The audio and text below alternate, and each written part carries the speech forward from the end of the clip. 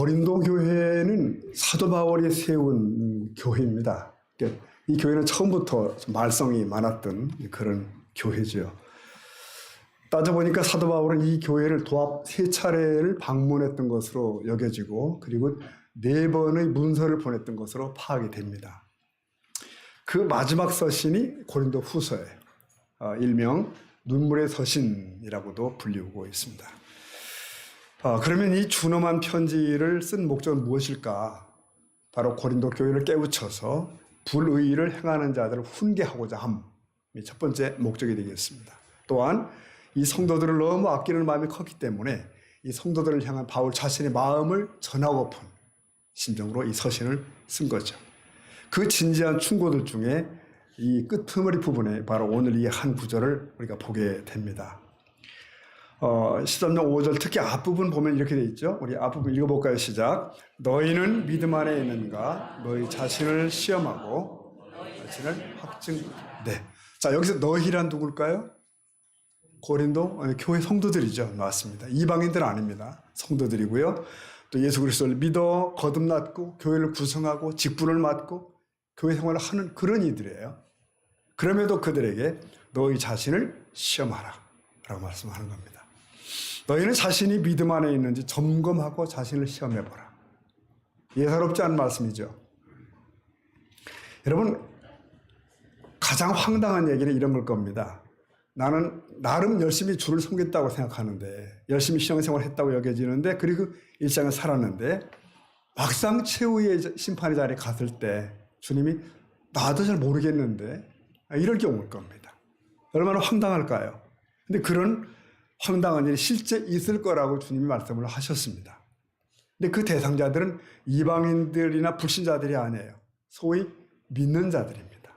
자기 입으로 주여 주여를 외쳤던 사람들이고 게다가 주의 이름으로 일도 하고 심지어는 주의 이름으로 기적도 행했던 사람들이랍니다.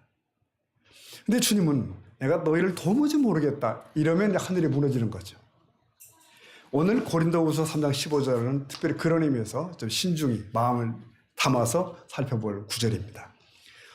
이게 무슨 의미냐 묻는다면 첫 번째는 먼저 자신을 살피라고 경고를 하는 것이 본문의 이 구절의 내용이에요. 먼저 자신을 살피라. 이런 말이 있습니다. 남을 살피느니 차라리 스스로를 살피고 남에 대해 듣기보다 오히려 스스로에 대해 들으라. 이건 놀랍게도 우리 조선 후기의 학자인 위백규라는 사람의 글 가운데 있답니다. 거의 성경적이죠. 일반적으로 사람들은 남 잘못하는 것만 눈에 들어오고 자신의 허물은 되게 못 보죠. 네.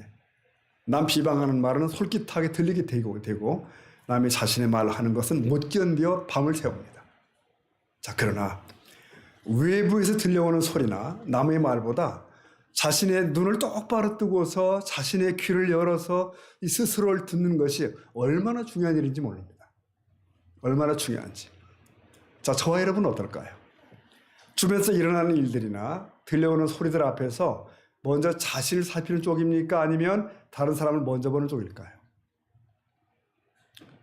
보면은 이 사도 바울이 고린도인의 성도들에게 편지하면서 마지막으로 주는 교훈인데요. 이 교훈은 그런데 이 고린도 교인들에게만 필요한 것이 아니더라고요. 시대와 대상을 뛰어넘어서 모든 종류의 그리스도인들, 모든 성도들이 들어야 할 교훈인 것입니다. 자, 이 본문을 좀 더 분명하게 알기 위해서는 고린도 전후서의 배경을 좀 살펴볼 필요가 있습니다. 바울 사도가 고린도 교회에 먼저 보낸 편지는 토탈은 4권쯤 된다고 그랬죠. 네. 그 중에 남아있는 것이 전서와 후서입니다. 고린도 전서는 특히 고린도 교인들이 실생활에서 부딪히는 문제들을 다룬 소위 실용적인 편지였어요. 실용적인 편지. 그러니까 교회 내의 어떤 파당 문제, 간음죄 문제, 법정 고소의 문제, 결혼 문제. 다 이 신앙인들이 어떻게 할 것인가 그 문제예요. 외에도 영적 은사나 우상, 재물, 나중에는 부활에 관한 이런 많은 토론거리들이 문제들이 있었고요. 그거를 가르쳐 준 겁니다. 자, 그리고 나서 수년이 지납니다. 시간이 지났고요. 사도 바울은 다시금 또 하나의 서신 고린도 후서를 기록하여 보내게 된 겁니다. 먼저 보낸 편지를 이 성도들이 긍정적으로 받았다는 소식을 들었어요. 마음이 기뻤죠. 그리고 또 하나, 이 고린도 후서를 기록한 목적이 오늘 본문과 관련해서 나온다고 보면 되겠습니다. 그것은 이 사도 바울이 보낸 그 책망에 대해서 순복한 사람들이 있었지만 어떤 이들은 반대입니다. 죄를 회개하기를 거부하고 있었던 거예요. 이 사도는 말씀을 거역하고 여전히 죄 가운데 거하는 자들을 그냥 놔둘 수 없잖아요. 그냥 볼 수만 없지 않습니까? 더 심각한 문제는 그들 가운데는 이 책망하는 사도 바울을 향해서 저항하는 사람들이 있었어요. 그러니까 저 사도 바울이라는 사람의 사도권이 의심스럽다. 역공을 가하는 거죠. 당신이 진짜 사도야? 예수의 12제자 아니잖아? 이런 이유의 말입니다. 네. 바울 사도는 이들을 포함한 고린도 교인들에게 이제 단호하게 말씀을 하는 겁니다. 저들이 가지고 있는 기독교 복음 자체도 사도 바울한테 받은 거잖아요. 근데 바울이 사도됨을 부인하면 자기들의 신앙도 부인하는 것이 됩니다. 그렇지 않겠습니까? 그래서 바울 사도는 이들에게 단호하게 이렇게 얘기하는 거예요. 너희가 믿음에 있는가? 너희 자신을 시험하고 확증하라. 풀어 말하면 너희들이 자신을 살피지 않고 도리어 나에 대해서 비난하는데 옳지 않다. 무엇보다 먼저 너희 자신을 좀 살펴야 된다. 이렇게 얘기를 한 거예요. 자, 여러분, 주님께서는 사도를 통하여 말씀을 주시면서 그런 류의 죄에서 떠나라고 지금 말씀하시는 거거든요. 그러나 저들은 그 말씀 받아서 자신을 살피는 쪽으로 가지 않았어요. 자신들이 어떤 현저한 죄 가운데 있음에도 불구하고 자신들의 실상이 어떠하다는 것을 전혀 모르고 있는 것입니다. 자, 저와 여러분은 어떨까요? 우리는 자신을 잘 알고 있을까요? 주위에서 뭐 이런저런 말들이 들려올 때 그것으로 먼저 자신을 살피는가? 다른 사람에게 일어난 일들을 보면서 그것을 오히려 교훈 삼아 나를 살펴보고 있는지. 여러분, 우리가 살면서 종종 느끼는 것이 있죠. 사람은 자신을 잘 모르더라는 거예요.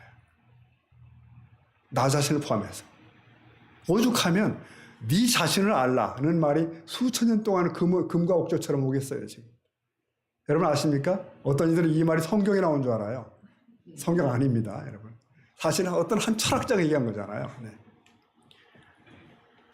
여러분, 신앙은 무엇보다 자신으로부터 출발합니다. 자신을 살피고 아는 데는 세 가지 길이 있답니다. 하나는 자신이 자기 스스로를 보는 것이고요. 둘째는 다른 사람의 시선으로 나를 보는 것이에요. 그리고 세 번째는 하나님은 나를 어떻게 보시는가를 아는 것입니다. 사람은 자기 뒷모습도 못 보잖아요. 자기 뒷모습도 못 봅니다. 하물며 자기 자신을 바르게 볼 수 있을까? 그래서 자신의 어떤 크고 작은 문제들을 잘 보지 못해요. 그래서 자신보다는 자신을 더 잘 볼 수 있는 제3자의 말에 귀를 기울여 볼 가치가 있습니다. 필요가 있어요. 그러나 제3자의 견해도 잘못될 수 있어요. 그래서 가장 중요한 것이 하나님께서 나를 어떻게 보시는가? 바로 그것입니다. 여러분 맞습니다. 가장 정확한 것은 하나님 앞에서 자신을 시험해 보는 거예요. 하나님과 그 말씀 앞에서 자신을 똑바로 보고 살피는 것이에요. 우리는 이 고린도 교인들처럼 자신을 살펴 회개하라고 하는 사도의 말을 외면하고 도리어 바울을 비판하는 그런 식으로 살면 안 된다는 거예요. 그리고 다른 사람을 비판하는 자리에 있지 않아야 되겠다. 늘 자신을 먼저 살피는 저와 여러분 되길 바랍니다. 아멘. 두 번째 얘기는 그겁니다. 그 구절이 주는 의미. 시험하라, 확증하라. 자, 보세요. 바울 사도는 지금 지적하는 겁니다. 성도는 먼저 자신을 살피는 사람이다. 여기 살피다고 하는 의미는 뭘까요? 자신을 테스트하는 것이죠. 즉, 성도가 하나님과 그 말씀 앞에서 그리고 들려오는 소리들에 대해서 가져야 하는 태도는 시험하라, 그리고 확증하라. 여기서 시험하라고 하는 말은 구약에 나오는 히브리어 나사라고 하는 말의 번역어인데요. 그 의미는 스스로를 시련이나 유혹 등과 만나게 해서 그것으로 자신의 믿음이 어떤지를 판가름하라. 네, 그런 뜻입니다. 네, 즉 이 시험하라는 말은 성도를 옳은 길에서 떠나도록 위협하는 어떤 위험을 전제하고 있어요. 즉 성도가 유혹이나 시련 앞에 섰을 때 그때야 비로소 그의 믿음의 본 모습이 드러나는 거예요. 그리고 여기 두 번째로 사용된 단어인 확증하라는 말은 뭘까요? 확증하라. 시험을 통하여 어떤 사실이 검토되고 입증된 것을 말합니다. 검토되고 입증된 것. 따라서 이 말은 바로 앞에 나온 시험하라는 말과 짝을 이루는데요. 짝을 이루는데 유혹, 시련, 고난 앞에서 드러나는 신앙이 자신의 진짜 신앙이다. 그 얘기를 하는 겁니다. 유명한 철학자 이제 킬케고르라고 하는 사람을 들어본 적이 있죠. 이 사람의 일화인데요. 그가 어린 시절을 떠올리면서 이런 얘기를 했습니다. 한 번은 아빠와 함께 이제 몇감으로 갔대요. 수영장이지 뭔지 수영하러 갔어요. 거기 가서 그 아이가 막 두 팔을 힘차게 내저으면서 아빠 절 보세요. 와, 아주 수영을 무지 잘하는 거죠. 자신의 헤엄을 치고 있는 모습을 아빠에게 보라고 하는 거예요. 사실은 수영을 하고 있는 것이 아니고 발 하나를 수영장 바닥에 이렇게 디디고서 헤엄을 치고 있는 것처럼 아빠를 부르는 거죠. 지금. 아빠는 다 알겠죠. 이 얘기를 하면서 이 킬케고르가 이런 질문을 던지는 거예요. 나는 하나님을 믿는다. 나는 믿음이 있다라고 말하는 거예요. 다 말해요. 그러나 한 발로 땅을 짚고서 물에 떠 있는 척하는 것이 아니냐라고 묻는 것입니다. 독자들에게. 당신 그런 거 아니냐. 이해가 되시죠, 여러분? 자, 아이가 수영을 전혀 할 줄 모르면서도 아빠에게 헤엄을 치고 있는 것처럼 보이려고 한 행위. 그거.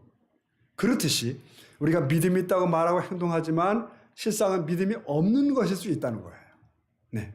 이것을 가리켜서 시험되지 않은 믿음이라고 합니다. 시험되지 않은 믿음. 혹은 검증되지 않은 믿음. 즉 성도가 평안할 때 믿음이 있다고 생각하는 그 믿음은 시험되지 않은 믿음이라는 거죠. 죄의 유혹이 있을 때 어떻게 할 것인가? 경제적으로 어려움이 닥칠 때 어떻게 될 것인가? 이렇게 자신에게 희생이 요구될 때 그때에는 어떻게 될지 장담할 수 없는 믿음이 너무나 많다는 거예요. 그래서 시련을 통과한 믿음만이 정말 귀한 믿음이다. 그 얘기를 하는 겁니다. 중국 성도들에게 들은 얘기인데요. 중국의 기독교는 나라가 공산화되면서 이제 본격 박해를 받지 않습니까? 특히 모택동이 주도한 문화 대혁명 아시죠? 네, 그때 중국 혁명 정신의 재건을 위한다는 명목으로 1966년 때부터 시작해서 약 10년간 추진한 대격변입니다. 학교를 폐쇄하고 공부 필요 없다는 거예요. 네, 철없는 아이들을 앞세워가지고 전통적인 가치를 다 파괴했어요. 수많은 노인들, 지식인들이 학대받고 죽음을 당하고 투옥당하고 기독교는 물론 핍박 대상 1호였습니다. 교회가 폐사되고 신자들은 투옥되고 그랬어요. 자, 그런데 10수년 지나서 1978년 등소평의 개혁 개방 정책이 시행되면서 중국 사회가 이렇게 열리기 시작했던 거죠. 그러죠. 그동안 기독교는 지하교회로 숨어 있었는데 그럼에도 속으로 더 뜨겁게 더 맹렬히 확장되고 있었음을 누가 알았겠냐는 거예요. 그 시련이 10수년이 지나고 보니까 기독교는 마치 추운 겨울을 통과한 무성한 나무 같았다. 네, 그런 얘기입니다. 추운 겨울을 통과한 무성한 나무. 즉 당시의 중국 성도들의 믿음은 시련을 통과한 믿음이었다는 거예요. 시련을 통과한 믿음. 제가 왜 이런 얘기를 하냐면 자, 그로부터 세월이 또 흘렀잖아요. 그래서 지금 2000년대에 왔습니다. 2000년 들어서서 중국도 급작스러운 경제적 변화, 성장이 있습니다. 사람들이 대개 먹을 만큼 살게 됐어요. 저희가 그 땅에 이제 그 동아 신학교를 시작한 게 2005년도쯤이지 않습니까? 근데 그때만 해도 이 신학을 배우겠다고 몰려온 청년들이 많았습니다. 아주 많았어요. 그러나 보완을 위해서 30년만 하자. 계속 잘라보내고 돌려보내고 그게 일이었거든요. 그게 속아보내는 거. 근데 여러분 지금 시간이 그로부터 10년이 또 됐어요. 넘었어요. 어떤 일이 벌어지죠? 네, 신학을 하겠다는 청년들이 없습니다. 없어요. 기독교인 부모들도 자녀들을 다 돈 벌러 공장에 다 보내고 도시에 내보내고 그러니까 10수년 만에 사회가 바뀐 거예요. 거기가. 일반 성도들의 신앙도 서서히 떨어져 가지고 어떤 지하교회를 이끄는 성도는 겨울철 농한기가 되니까 농한기는 돈 벌러 도시 가거든요. 도시로 돈 벌러 떠났어. 교회는 내몰라라고 한 거예요. 지금 저희들이 보기에는 중국 성도들의 믿음도 시련은 이긴 믿음이었는데 유혹 앞에는, 물질의 유혹에는 속수무책이었던 거예요. 그게 감당이 안 되는 겁니다. 모두 그런 건 아니지만 상당수가 그렇게 됐어요. 지금 왜 이런 얘기를 하는가? 그러면 우리 한국교회는 어떤가? 어쩌면 저들보다 훨씬 앞장서서 이미 그 길을 가고 있다라고 볼 수밖에 없습니다. 시련에도 약하고 유혹에는 이미 싸움을 포기하고 이렇게 하는 거죠. 예배도 주일 성수도 신앙생활도 다 내가 그저 편안한 수준까지 가는 거예요. 더 이상은 아니다. 여러분 무슨 말인지 아시겠죠? 배부르고 등싸sup고 별 문제가 없을 때의 우리의 믿음. 네, 그것은 사실 믿을 것이 못 된다는 말이에요. 오늘 사도바울의 말씀에 의하면. 그래서 오늘 본문은 너의 믿음이 고난과 시련과 유혹을 거쳐 갖추어진 믿음이냐를 묻고 있는 겁니다. 그 믿음이냐. 단지 입으로만 말하는 그런 믿음은 아니겠느냐라고 질문하는 거예요. 여러분의 믿음은 어떻습니까? 자, 그렇다면 시련이나 고난이나 유혹을 통과하여 입증되어야 할 것이 뭔가? 뭘 입증해야 된다고요? 본문에 나오죠? 너희가 믿음에 있는가? 그 부분입니다. 오늘 본문은 너희가 믿음에 있는가를 시험하고 확정하라고 반복하고 말합니다. 예수님도 이 말씀 하셨죠? 누가복음 18장 인자가 올 때에 세상에서 믿음을 보겠느냐. 오늘 본문에서도 너희가 믿음에 있는가 너희 자신을 시험하라. 확증하라. 여러분 누구나 믿는다고 말들을 합니다. 자신이 주님을 사랑한다고 말하고 주님께 충성한다고 말도 다 해요. 그러나 주께서 보실 때 과연 믿음이 있구나라고 할 수 있는 사람들이 얼마나 되겠는가. 그런 사람이 그렇게 많지 않다는 얘기입니다. 그래서 바울은 고린도 성도들에게도 스스로 좀 시험해봐라 라고 요청하는 것입니다. 만일 성도에게 확실한 믿음이 있다면 그들이 단지 주변 분위기에 따라서 행동하고 그들을 따라가지는 않을 거예요. 참으로 믿음이 있다면 그 사람은 내 욕심과 본능이 원하는 대로 그렇게 살아갈 수는 없는 것이죠. 믿는 자에게는 오직 믿는 자만이 삶의 법칙이 있습니다. 그게 있어요. 믿는 자만이 삶의 양식이 있다고요. 또한 너희가 믿음이 있는가를 시험하고 확증하라. 이 말은 여러분이 신앙 고백, 즉 믿음의 고백대로 살고 있는가를 묻고 있는 것입니다. 우리 신앙이 그대로 고백된 것이 일단 사도신경이잖아요. 여러분 전능하사 이렇게 시작되죠.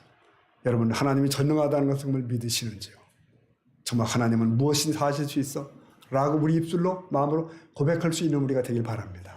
천지를 만드신 하나님 아버지, 저와 여러분의 아버지, 그분이 이게 이분이라는 사실을 믿습니까? 진심으로. 그러면 왜 하나님이 없는 것처럼 혹은 고아처럼 살 때가 있을까요?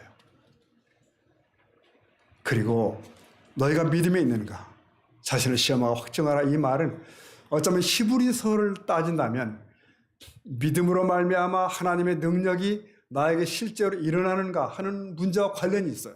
즉 믿음은 바라는 것들이 실상이고 보지 못하는 것들이 증거라고 했는데 사람으로는 도무지 할 수 없는 일들이 주님의 이름과 능력으로 저와 여러분의 삶에서 나타나는 것, 그게 바로 믿음이에요. 믿음. 그런 일을 기대하며 소망하며 살아야 한다는 거죠. 나는 할 수 있다는 자기 믿음, 소위 자기 믿음이죠. 이 자기 믿음만으로도 목표에 도달하는 놀라운 일들이 있어요. 하물며 하나님은 하실 수 있다는 믿음이라면 우리에게 불가능한 것이 무엇이겠는가.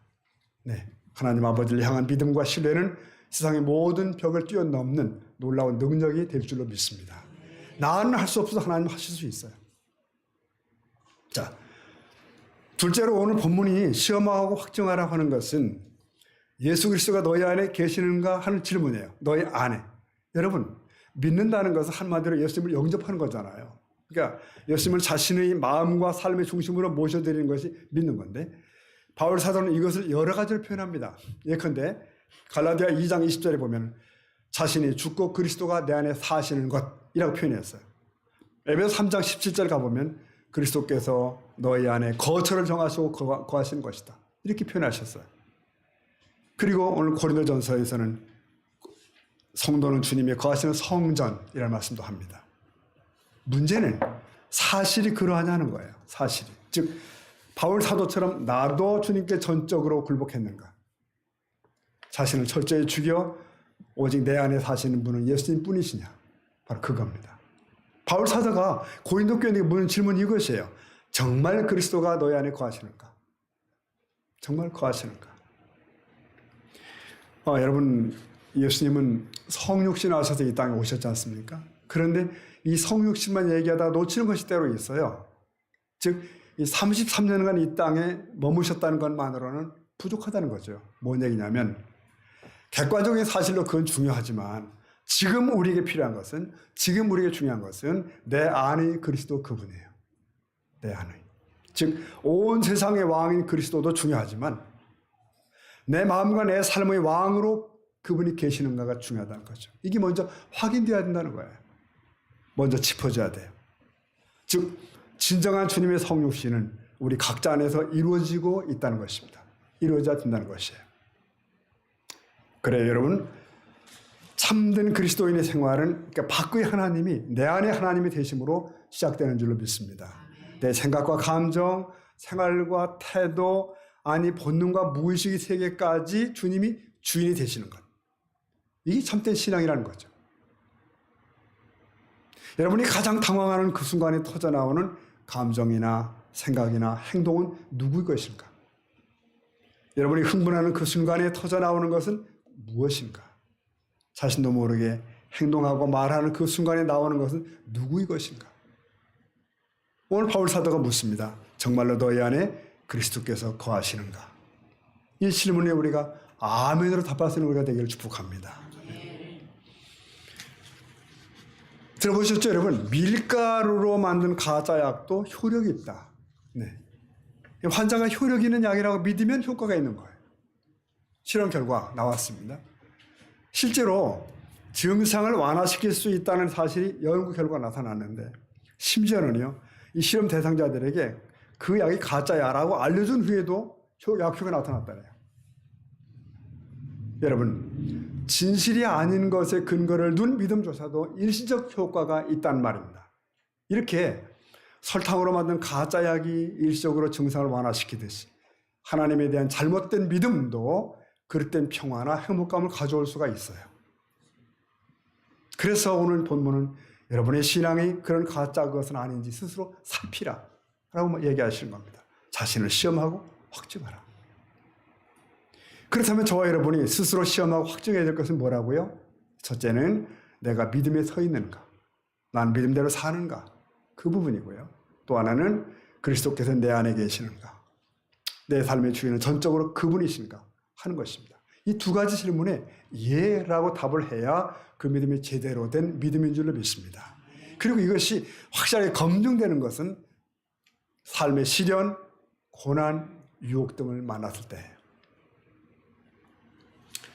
한 유명 목사님이 건성으로 믿는 이들이란 제목의 설교를 했답니다. 건성으로 믿는 이들.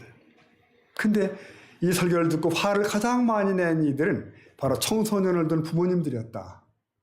왜? 그 부모들은 자기 자녀들이 입술로 신앙 고백을 하기만 하면, 그렇게 믿기만 하면 됐어 라고 자의하고 있었거든요.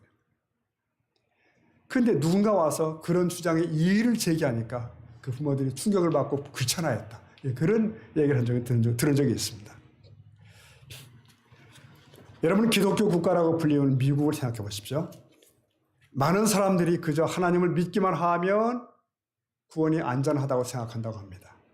왜냐하면 설교자들로부터 그렇게 들어왔기 때문에.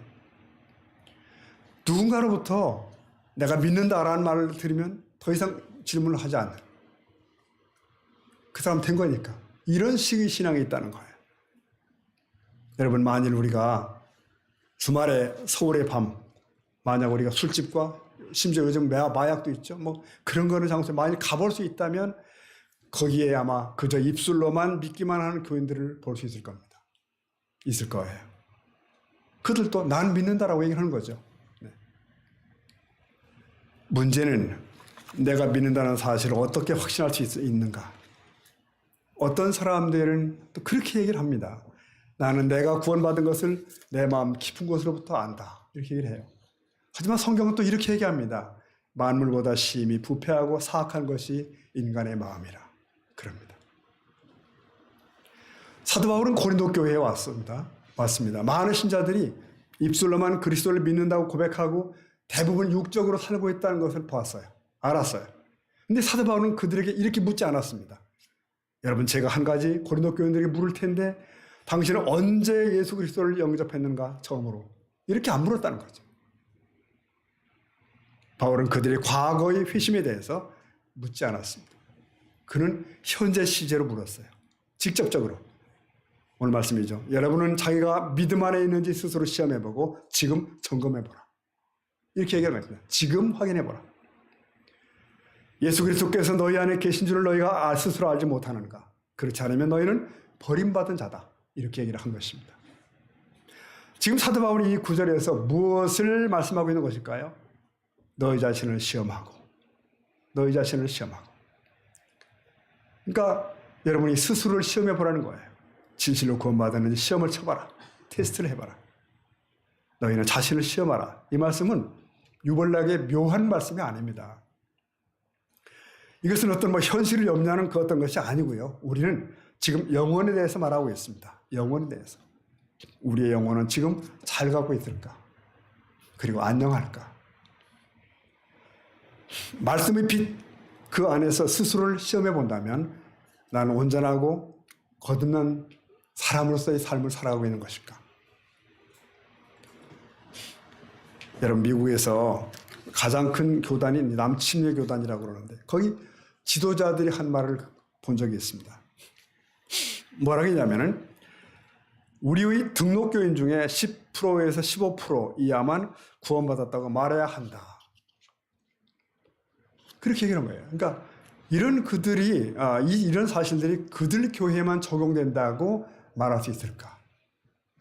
21세기 다른 나라의 신자들은 전혀 다를까? 오늘 사도 바울은 말씀합니다. 너희 자신을 시험하고 너희 자신을 확증하라.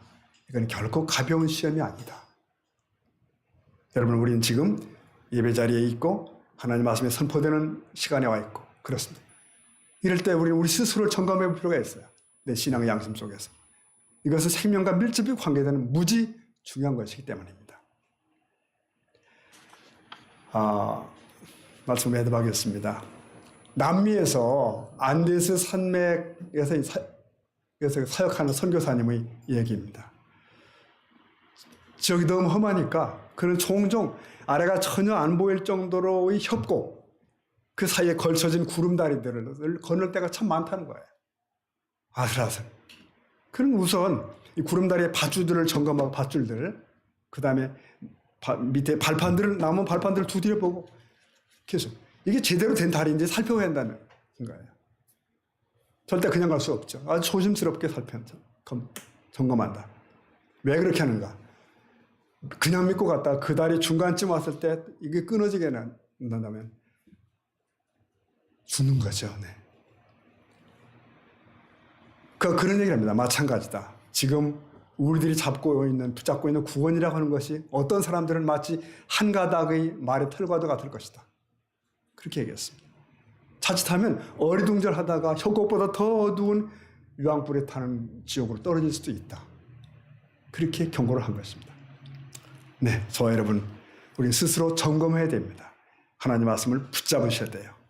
하나님 말씀이 진정한 우리 그리스도인에 대해서 어떻게 말씀하시는지를 듣고 받아들여야 됩니다. 그리고 그 말씀의 빛 속에서 자신을 점검해 볼 필요가 있어요. 네. 우리가 지난주에도 말씀 나눴죠? 계명을 지켜야 된다. 계명을 지켜 구원받는 건 아니지만 그것은 점검으로 아주 유효합니다. 테스트로 유효합니다. 구원의 믿음이 있는 자는 분명히 계명을 사랑하게 되고 계명을 순종할 수밖에 없습니다. 네, 그러므로 이 시간 우리는 스스로에게 물어야 됩니다. 나의 믿음은 어떤 것일까? 진짜 믿음일까? 아니면 가짜인데도 혹시 스스로 속고 있는 건 아닐까? 나의 믿음은 환난과 고난과 유혹 앞에서 검증된 믿음 맞나? 아니면 세상사 앞에서 무기력한 그런 믿음일까?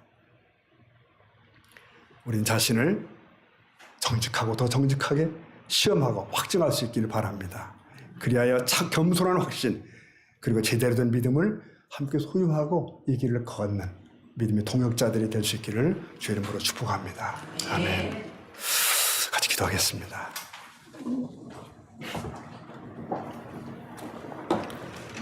저와 여러분 함께 구원받은 하나님의 사람으로서 나의 주 나의 하나님을 다시 한번 생각하며 나는 진정 시험을 통과한 믿음 그리고 확증된 믿음이 맞는가 검증된 믿음 맞는가 주님 이론으로 머물지 않는 신앙이 되게 해주십시오. 어떤 시련 어떤 유혹 어떤 경우에도 나의 믿음을 견고히 지켜갈 수 있는 믿음의 용사가 되게 해주십시오. 이렇게 마음으로 다짐할 수 있길 바랍니다.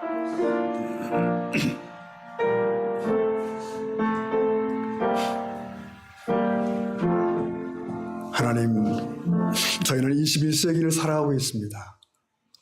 더구나 먹고 살 만큼 된 대한민국에 살고 있습니다. 우리는 자신을 시험하지 않으면 안 됩니다. 우리는 확증하지 않으면 안 됩니다. 오늘 사도 바울의 귀한 말씀을 받은 고린도 교회처럼 오늘 우리들도 이 말씀 우리 가슴으로 받아서 우리 하나님 앞에 검증된 믿음의 사람을 설 수 있도록 주님 저희들이 힘과 용기와 능력을 덧입혀 주시길 원합니다. 성령님 저희들을 강하게 새롭게 지켜주시옵소서. 새롭게 세워주시길 원합니다. 예수님의 이름으로 기도 올려옵나이다. 아멘. 우리 335장을 함께 부르겠습니다.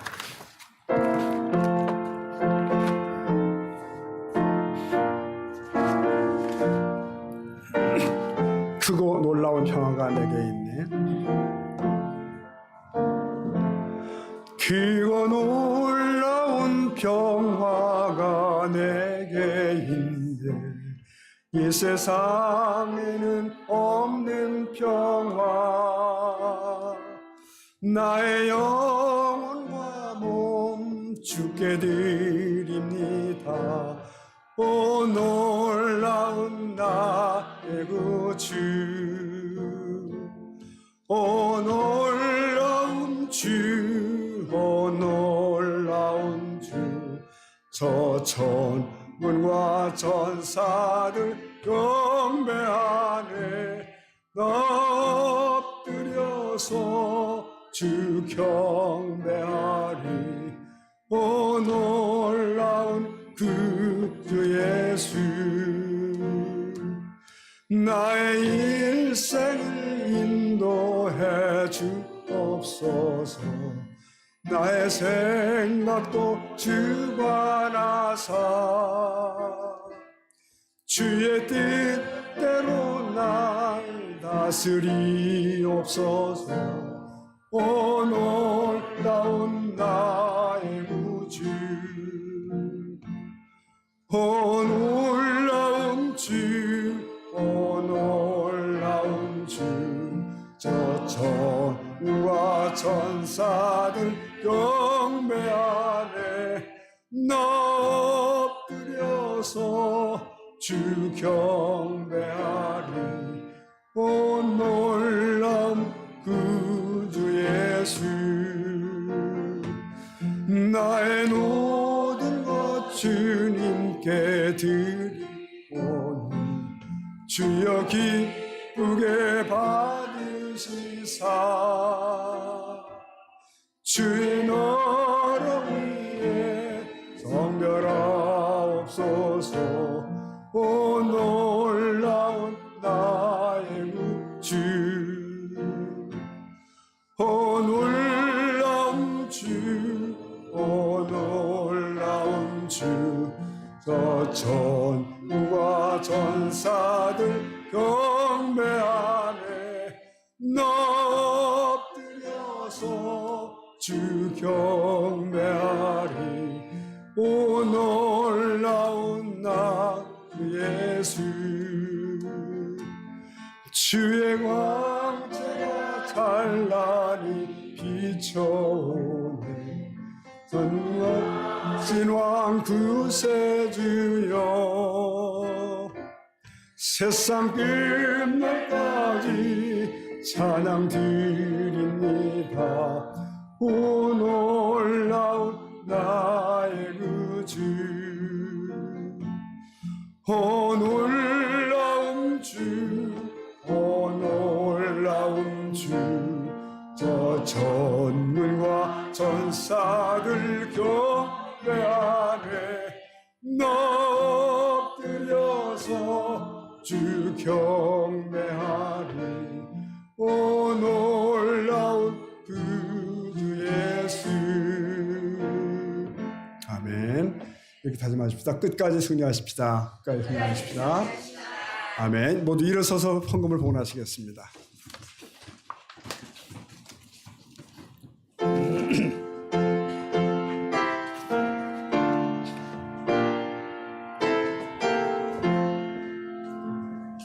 온 세상 만물 가져도 주께로 다 갚겠네.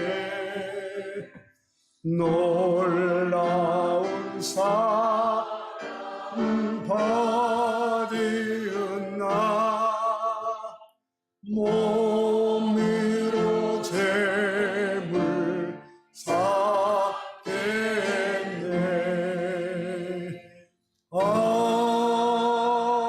아멘. 하나님, 23년도 2월 첫 주일 예배를 우리 하나님께 드릴 수 있도록 저희들을 이끌어 주신 것을 감사합니다. 아멘. 이 자리에 예배하는 성도님들, 그리고 사정상 처소에서 예배하는 성도님들, 그리고 연약함 가운데 있는 성도님들 두루 살펴주시고 한 가지로 주님의 크신 믿음의 복을 이 시간 더하여 주시기를 원합니다. 아멘. 자신도 이기고 세상도 이기고 마귀도 이길 수 있는 담대한 믿음의 용사들 되게 하여 주옵소서. 아멘. 오늘도 하나님을 사랑하는 마음으로 드려지는 예물들이 있습니다. 헌금을 드리기 전에 저희들이 처지와 형편을 보신 줄 믿습니다. 아버지 하나님, 저희들 육신, 영혼, 가정, 일터 모든 곳곳에서 주님 손 붙들고 승리하는 복된 하나님의 사람들 되게 하시옵소서. 축복합니다. 이제는 우리의 생명이 되시는 주 예수 그리스도의 크신 은혜와 아버지 하나님의 놀라운 사랑과 성령님의 교통하심이 믿음의 승리를 다짐한 복된 주의 자녀들 머리머리 위에 영원히 함께 하시기를 간절히 축원하옵나이다. 아멘. 시옵소서.